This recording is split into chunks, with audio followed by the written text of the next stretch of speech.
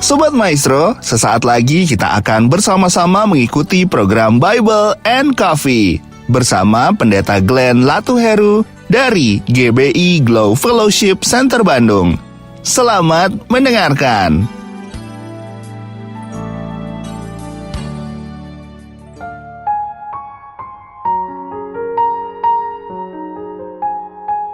Shalom Sobat Maestro yang dikasih dalam Tuhan, puji Tuhan. Kembali lagi saya Pendeta Glenn Latuheru menyapa setiap umat Tuhan di dalam program Bible and Coffee.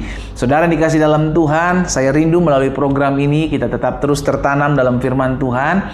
Kita terus belajar akan firman Tuhan sehingga pada akhirnya kita mengerti akan kebenaran. Sehingga tergenapi apa yang firman Tuhan katakan, maka kebenaran itu yang akan memerdekakan hidup kita. Sehingga pada akhirnya firman yang kita renungkan setiap harinya menjadi rema dalam hidup kita. Firman yang kita renungkan ini membersihkan hidup kita, karena Yesus bilang firman itulah yang akan membersihkan kehidupan kita. Sobat Maestro yang dikasih dalam Tuhan, mari kita datang kepada Tuhan, kita siapkan hati kita untuk mendengarkan firman Tuhan. Bapa, dalam nama Yesus, kami bersyukur karena hari ini kembali kami diberikan kesempatan untuk merenungkan sebagian daripada firman-Mu. Melalui program Bible and Coffee ini kami sadar betul di luar Tuhan kami tidak bisa berbuat apa-apa. Tuhanlah yang memampukan kami, Tuhanlah yang menopang kami, Tuhanlah yang menolong kami, menyertai setiap kali kami menghadapi badai, setiap kali kami menghadapi pergumulan. Kami tahu kami akan keluar sebagai orang-orang yang lebih daripada pemenang, sebab Tuhan yang memampukan kami, Tuhan yang menyertai langkah kehidupan kami. Karena itu hari ini kami rindu mendengarkan sebagian daripada firman-Mu. Roh Kudus, urapi kami, setiap kami yang hari ini secara khusus mengambil waktu untuk merenungkan firman Tuhan, sehingga kami mendapatkan rema yang harus kami buat, yang kerjakan dan kami lakukan, sehingga hidup kami dipenuhi dengan kuasa dan kemuliaan Tuhan. Di dalam nama Tuhan Yesus kami berdoa. Haleluya. Amin, amin, amin. Puji Tuhan. Nah, Sobat Maestro yang dikasih dalam Tuhan, di dalam Injil Yohanes pasalnya yang ke-9, ayat pertama sampai dengan ayat yang ketiga, Alkitab katakan seperti ini. Waktu Yesus sedang lewat, jadi Yesus bersama dengan murid-muridnya sedang lewat, maka mereka melihat seorang yang buta sejak lahirnya. Ayat 2, murid-muridnya bertanya kepadanya, Rabi, siapa yang berbuat dosa? Orang ini sendiri atau orang tuanya sehingga ia dilahirkan buta? Jawab Yesus, bukan dia, bukan juga orang tuanya, tetapi karena pekerjaan-pekerjaan Allah harus dinyatakan di dalam dia.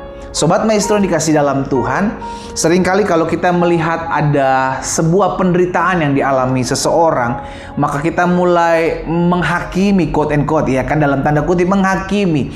Aduh, ini orang mungkin sedang berdosa, atau mungkin dia sedang terikat dosa, atau mungkin orang tuanya terikat dosa sehingga turun dalam dosa keturunan. Saudara dikasih dalam Tuhan, pada kenyataannya murid-murid menanyakan hal yang sama dengan Yesus. Guru, siapa yang berdosa? Ketika mereka melihat orang buta yang buta sejak lahirnya.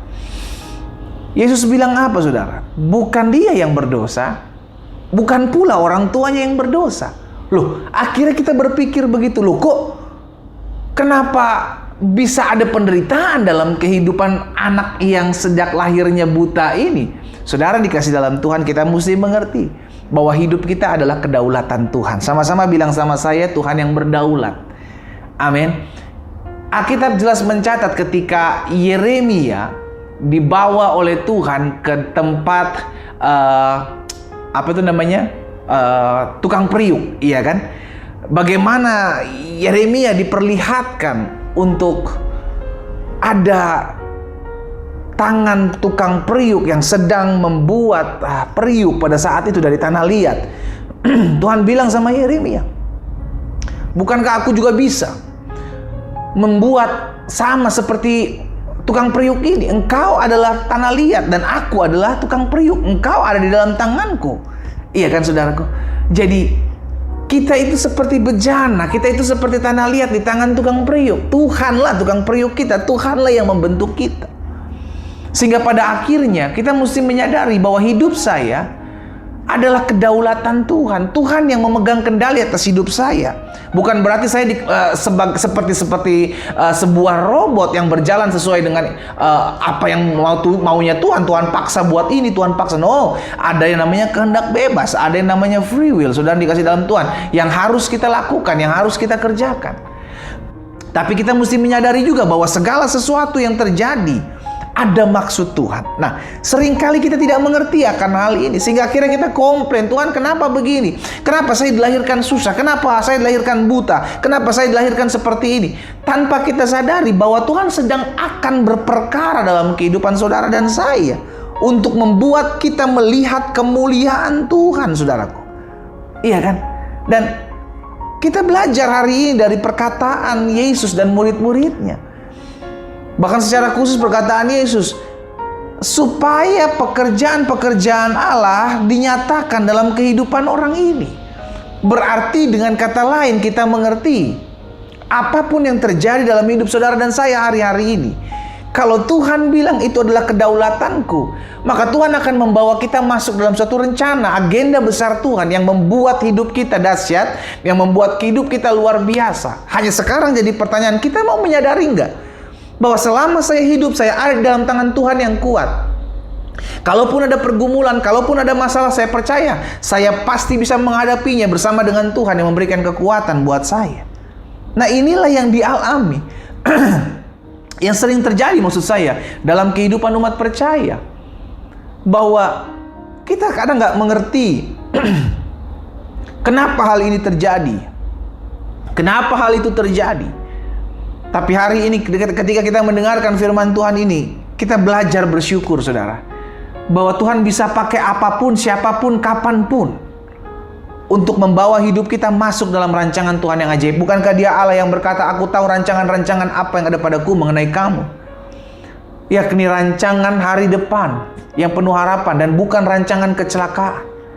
Yang Tuhan mau, yang Tuhan kehendaki, kita memiliki hidup yang dahsyat dan luar biasa. Sekalipun mungkin kita mesti mengalami salib yang harus kita pikul.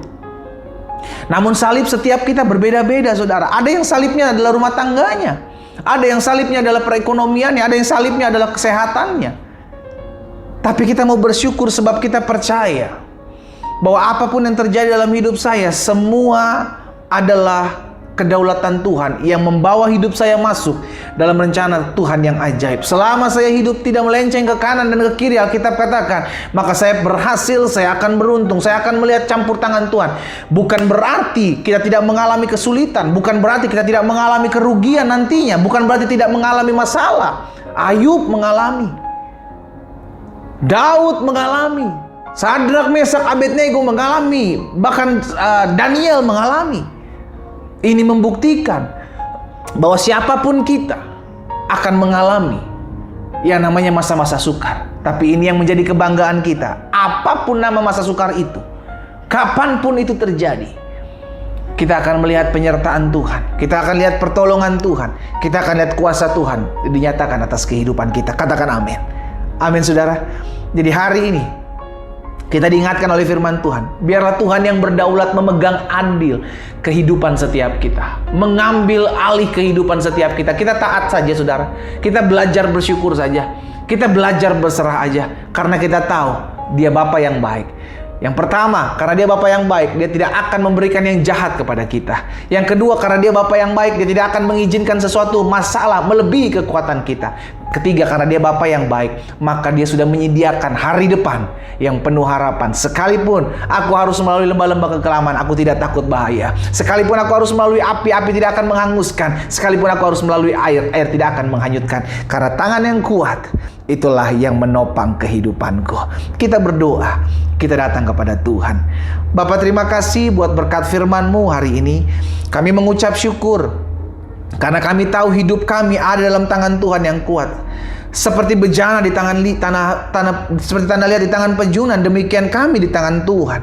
Itu sebabnya biarlah hidup kami selalu berkenan di hati Tuhan. Tuhanlah yang berdaulat atas hidup kami. Sehingga apapun yang Tuhan pandang baik, biarlah itu yang terjadi di atas hidup kami. Kalau hari-hari ini kami sedang mengalami pergumulan, kalau hari-hari ini kami sedang mengalami masalah, kami percaya apapun yang Tuhan izinkan terjadi dalam hidup kami, itu mendatangkan kebaikan. Sekalipun kami belum mengerti mengapa hal ini terjadi, tapi kami mau belajar berserah, kami mau belajar taat, kami mau belajar pikul salib. Karena Tuhan, ya Bapa yang baik, Engkaulah yang memberikan kekuatan, bahkan penghiburan dalam kami menjalani masa-masa sukar. Hamba berdoa buat Sobat Maestro dimanapun mereka berada, kekuatan, kuasa Allah turun melingkupi mereka, dan biarlah Tuhan sendiri yang menjadi penghibur bagi setiap kami. Dalam nama Yesus Tuhan kami berdoa. Haleluya. Amin, amin.